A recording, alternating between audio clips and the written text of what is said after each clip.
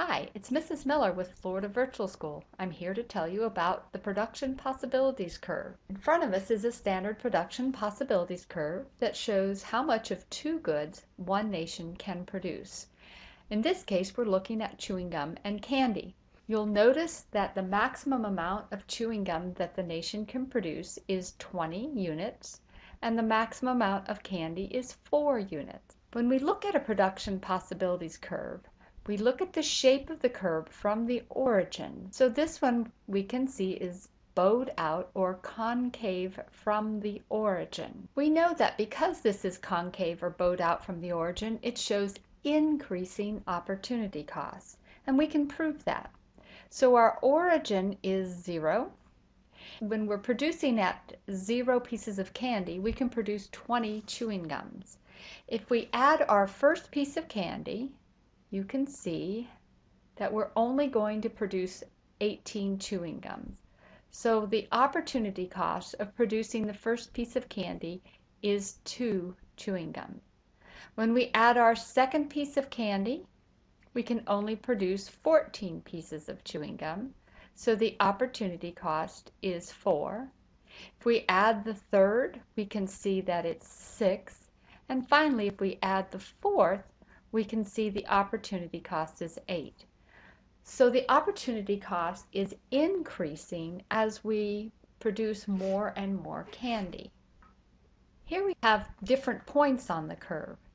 Points B and C are efficient. Any place on the curve is efficient. We don't know what's the best combination of goods for this nation because we don't know what their needs are. We're not given that information. Point A inside the curve is unemployment. So if we have resources that we're not using in the economy, that means we would be operating somewhere inside the curve like point A. If we shut down a factory, that means we're going to have a lot of unemployed resources, and that would have us producing at point A.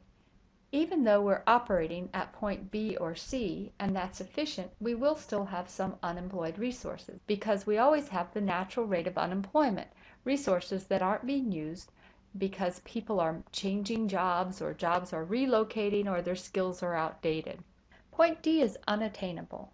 Given the resources we have in the economy, we cannot produce any more chewing gum or any more candy to reach point D. We would need an economic change in the system to allow us to do that.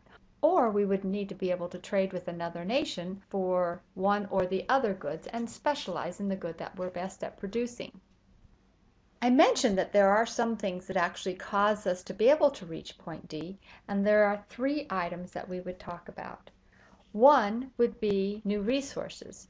If we had new ability to make chewing gum or candy, we could actually grow our economy to a point outside the curve and shift the curve outward.